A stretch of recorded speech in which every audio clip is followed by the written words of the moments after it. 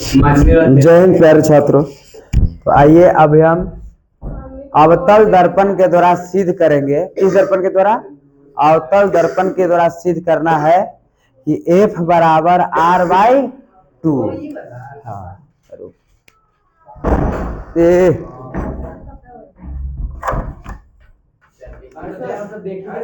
हाँ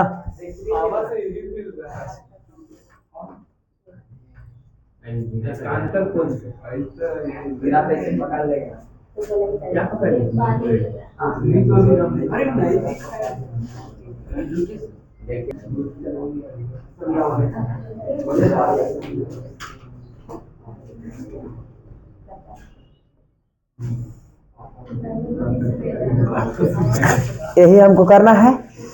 बढ़िया से समझेंगे, एकदम समझ गए कि अवतल दर्पण के द्वारा आई पूछता है, ये क्या करता है, पूछता है, एकदम बार बार पूछता है। और 3 गो, हाँ एकदम इसको ट्रिपल स्टार पर हम लोग करते हैं। हमसे ही पूछा है तो आपसे भी पूछेगा। तीनों में से कोई ना कोई आपको पूछेगा, कम से कम 2 गो तो पक्का पूछ देगा, है ना। 3 में से 2 पक्का पूछता है और 1 नहीं। हाँ, तो अवतल दर्पण के द्वारा हमको सिद्ध करना है F बराबर R/2, है ना। या R बराबर, कभी कभी R बराबर 2F भी पूछ देता है। जैसे इसी को क्रॉस मल्टीप्लिकेशन नहीं कर दोगे तो क्रॉस मल्टीप्लिकेशन तो देखो कुछ नहीं, तो इसके नीचे 1 होगा, 1 होगा, आई गुना होगा तो क्या 2F होगा, 2F बराबर क्या R। तो कभी कभी ई वाला न पूछ के F बराबर R/2 न करके लेकिन को कंफ्यूज करने के लिए दे देता है कि R बराबर 2F सिद्ध करे, तो काम का। लेकिन है क्या, दोनों तो एक ही है। सबसे पहले कहा है कि अवतल दर्पण, कौन दर्पण, अवतल।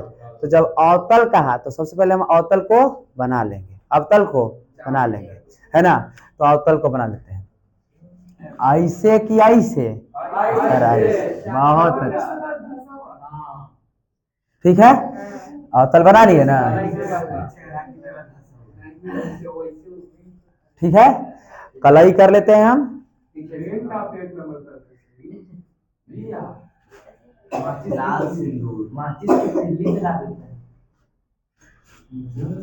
चलिए देखिए, इसको हम मान लेंगे कि यह एक दर्पण है। कुछ मान लेंगे, हम मान लेते हैं M डैश, M और M डैश, है ना। M क्या है हमारा, दूसरा आप मान लीजिए, हमारा मान है अपना ही मान रहे हैं, आप दूसरा मान लीजिएगा, कोई दिक्कत नहीं है ना। M डैश मान लेते हैं, M और M डैश, है ना। अब यहां से हम ये जानते हैं कि बीच में एक, ठीक है, और ये क्या होता है, पोल होता है, यह पोल है। और ये जो है वक्रता केंद्र है, यह क्या है, वक्रता केंद्र है। यहाँ तक कोई दिक्कत नहीं। यहाँ से यदि हम कोई किरण गुजारते हैं तो ये परावर्तित होकर के क्या हो गया, मुंह खच को किस बिंदु पर काट देती है, F पर काट देगी। काट दी कि नहीं काट देगी, एकदम काट देती है, काट दी। यहाँ तक कोई दिक्कत नहीं है, नहीं ना। हम जानते हैं यहाँ से यहाँ के बीच की दूरी को हम फोक्सांतर कहते हैं। क्या कहते हैं, फोक्सांतर कहते हैं,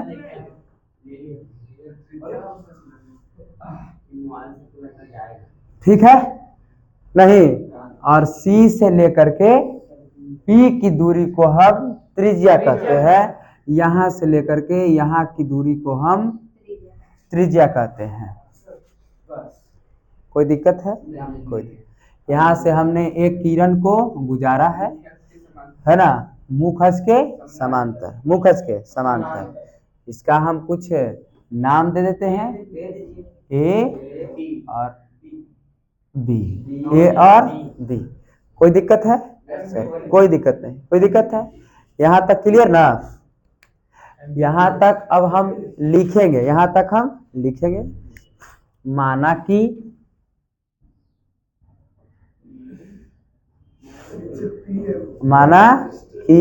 माना जो जो हम किए हैं वही बात हम लिखेंगे, जो जो किए हैं वही बात लिखेंगे, उससे ज्यादा कुछ नहीं लिखेंगे। माना कि एम और एम डैश एक क्या है, दर्पण है, दर्पण है ना। एम डैश, एम और एम डैश क्या है, दर्पण है, जिसका मूल बिंदु क्या है, पी है, जिसका मूल बिंदु पी है, वक्रता केंद्र सी है। ये सब नहीं लिखेगा तो चलेगा। वक्रता केंद्र सी है, वक्रता केंद्र सी है। ए बी एक हम क्या गुजारे हैं, आपतित किरण गुजारे हैं। यहाँ लिखेंगे कि ए बी एक मुख अक्ष के समांतर कर देंगे, अच्छा लगेगा थोड़ा सा। मुख अक्ष के समानांतर आपतित किरण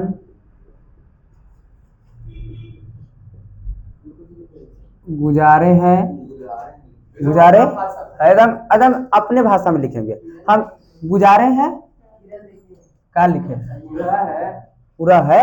किरण क्या किए हैं, किरण गुजारे हैं जो परावर्तन, जो दर्पण से टकरा करके, जो हाँ जो परावर्तन होकर, दर्पण से लिखेंगे अच्छा लगेगा और लगता है नहीं, दर्पण से परावर्तन,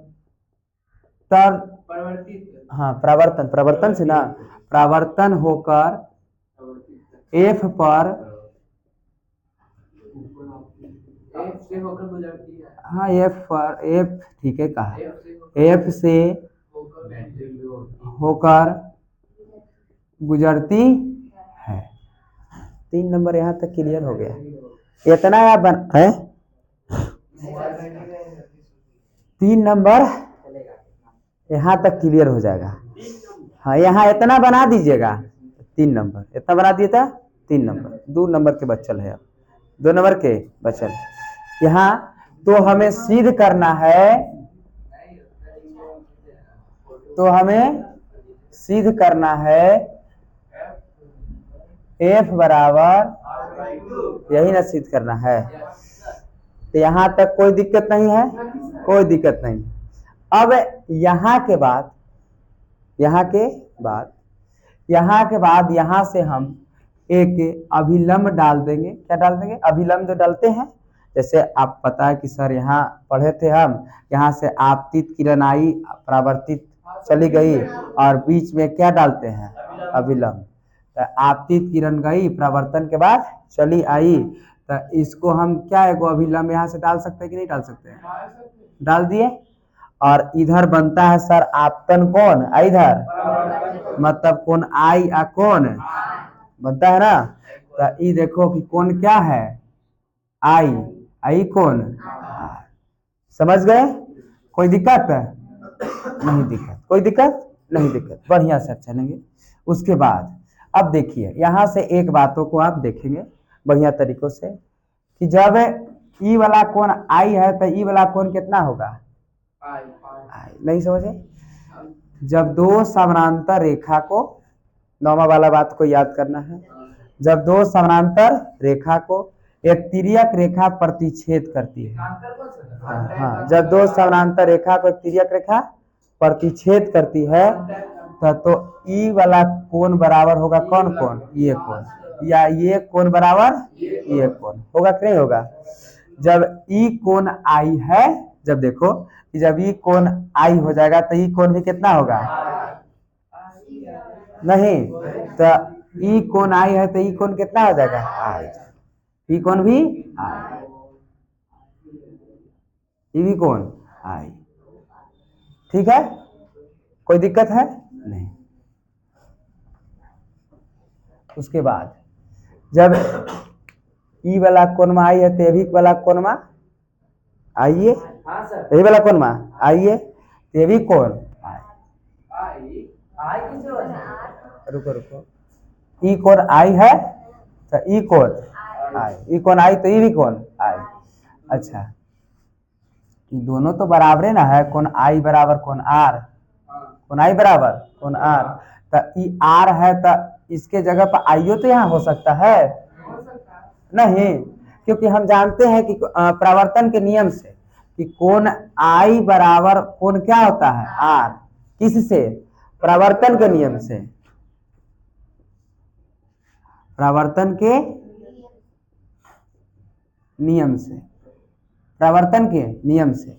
अब देखो जब ये आई है यहाँ तो क्या आर के जगह भी हम तो आई लिख सकते हैं, नहीं लिख सकते हैं, एकदम लिख सकते हैं कि दोनों क्या है बराबर है। अब देखो तो इसके जगह पर हम आई भी लिख सकते हैं कि सर ये भी आई है।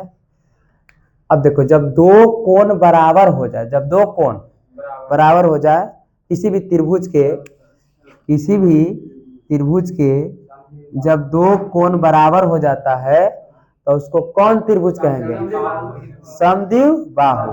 मतलब इसके सामने का ये भुजा और इसके सामने का, दोनों भुजा आपस में बराबर हो जाएगी ना। तो ई देखो ई जो है ये कोण आई, तो इसके सामने की भुजा ये और इसके सामने की भुजा ये है ना, तो ये दोनों बराबर होगी कि नहीं हो जाएगी। जैसे इसके सामने की भुजा सी एफ और इसके सामने की भुजा बी एफ, नहीं बी एफ दोनों क्या हो जाएगी बराबर हो जाएगी। तो यहाँ लिखेंगे, समझे कि नहीं समझे, ना समझे फिर से बताएंगे क्या कि सीधा है ना। जब किसी त्रिभुज के दो कोण क्या हो जाए बराबर, देखो यह भी आई हो चुका है और यह भी क्या हो चुका है आई, तो ये भुजा ए बी सी है, तो ई भुजा और ई भुजा दोनों नहीं बराबर हो जाएगा, तो हम नहीं लिख देंगे कि ए बी बराबर क्या लिखेंगे ना जी, किससे लिखे, समद्विबाहु त्रिभुज से। क्यों, क्योंकि ये ए बी सी क्या है समद्विबाहु त्रिभुज है, इसीलिए ए बी बराबर ए सी लिख दिए। अभी देखो ये त्रिभुजवा के हम बाहर निकाल लेते हैं,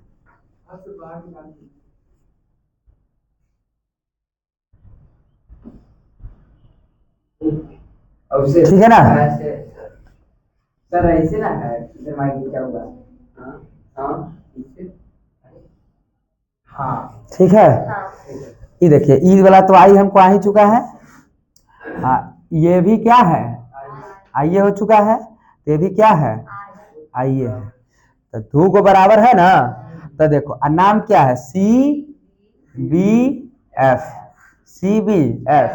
देखिए इसके सामने का ई वाला और इसके सामने का ई वाला दोनों बराबर हो जाएगा, अर्थात हम लिख सकते हैं कि सी एफ बराबर क्या,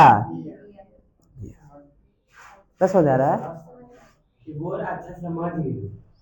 समझ गए बोल रहे है ना नहीं उसे कहता है तो हमको दिल के धड़कन तेज हो जाता है, समझ रहे थे एकदम एक को निकाल दे रहे हैं हम, तो इसमें कोई दिक्कत नहीं होनी चाहिए, है ना।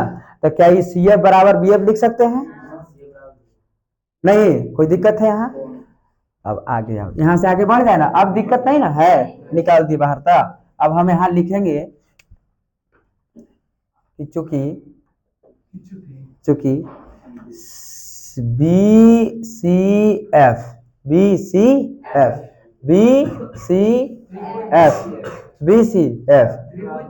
एक हाँ समद्विबाहु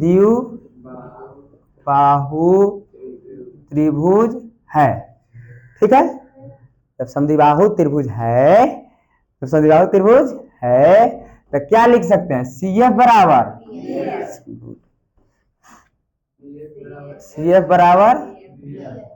कोई दिक्कत नहीं है। ध्यान से अब थोड़ा सा लेवल को थोड़ा सा बढ़ेंगे हम, ठीक ना, बढ़िया से। अब की में क्लियर हो जाएगा, हो जाए, हाँ तनी सुना बढ़ गए ना तो खत्म हो जाएगा, है ना। देखिए ये बी है, क्या है ये बी बिंदु है और ये क्या है पी। जरा देखो कि इसको हम खींच के तनी से यहाँ ला दे, लाते क्या इस पर रख देंगे हम ई वाला, ये देखो बी एफ को देखो, किसको, ठीक ना, इसको देखो तुम, ये जो है ना इसको क्या इसी तरह से यहाँ ये देखो बढ़िया से देखो, ऐसे है ना। और ये जो P है क्या है, P है, और यहाँ क्या है, F है, और यहाँ क्या है, B है।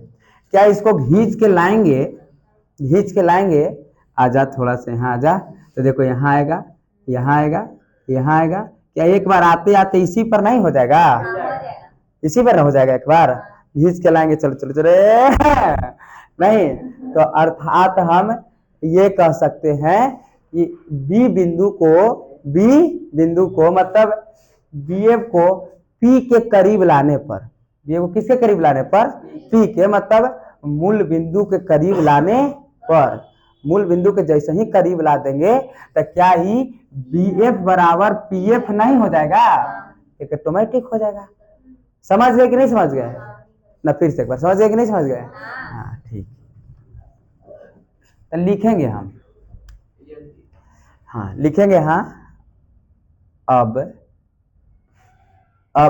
नहीं, किसको करीब ला रहे हैं, BF को किसके करीब लाने पर, P बिंदु के करीब लाने पर, BF को P बिंदु के करीब लाने पर या नजदीक लाने पर, नजदीक अच्छा तो नहीं लगेगा ना, हाँ नजदीक लाने पर, समझ गए। जब जैसे ही हम इसको नजदीक ला देंगे तो अब बताओ कि क्या हो जाएगा, हाँ मतलब ये हो जाएगा कि BF बराबर क्या, BF बराबर क्या। अब आप ध्यान दीजिए कि सब के सब बराबर हो चुका है एक दूसरे के, CF बराबर PF हो चुका है और BF बराबर ये भी हो चुका है, सब एक दूसरे के तीनों एक दूसरे से बराबर हो चुके हैं, है ना। देखो ये बराबर ये भी हो चुका है और ये बराबर ये भी, सब एक दूसरे के बराबर हो चुके हैं, हो चुके कि नहीं हो चुके हैं, सब एक दूसरे के बराबर हो चुके हैं। अब हम यहाँ से अब हम चलेंगे थोड़ा सा कि हम यहाँ से हम पूछे बताओ कि CP बराबर किस बराबर, CP बराबर, हम पूछेंगे कि बताओ बच्चों कि CP बराबर क्या होगा। CP बराबर हम क्या लिख सकते हैं कि हमको C से P पर जाना है, C से P पर जाना है, तो CP बराबर क्या लिख सकते हैं हम, तो CP बराबर सर लिख सकते हैं, CP बराबर यहाँ से यहाँ तक की दूरी को लिख सकते हैं कि CF प्लस क्या PF। नहीं लिखेंगे, लिखिए कि नहीं लिखेंगे, ना समझे, जैसे हम ऐसे करेंगे फिर से एक बार, A है ठीक है, यहाँ क्या है ना, C कर देते हैं, बीच में क्या कर देते हैं B। हम पूछेंगे हमको A से C तक जाना है, A से C तक जाना है, तो AC बराबर क्या करोगे तुम, समझ गए ना, याद करिए नौमा वाले बतिया को, है ना। तो क्लियर बात है ना, समझ गई बात, गुड। अभी समझ में तो हो गया आपका, मतलब ये देखिए कि CP बराबर किस बराबर, CP बराबर CF प्लस क्या PF या FP, एक ही बात है। अच्छा ये बताइए कि CP है तो CP है तो CP, क्या देखो CP की जगह हम CF के जगह पर हम क्या यह वाला दूरिया नहीं लिख सकते हैं, क्योंकि दोनों तो क्या हो चुका है, बराबर है नहीं, जितना ये है उतना ही क्या है ये है, तो क्या CF के जगह पर किसके जगह पर, CF के जगह पर BF प्लस कर सकते हैं, ठीक है। ये अब बढ़िया से देखो कि C से P के बीच के दूरी को क्या कहे हम, R कहे हैं, तो इसके जगह पर R लिख देंगे, ठीक है। आप PF कितना PF 2PF, कितना PF 2PF, कोई दिक्कत नहीं।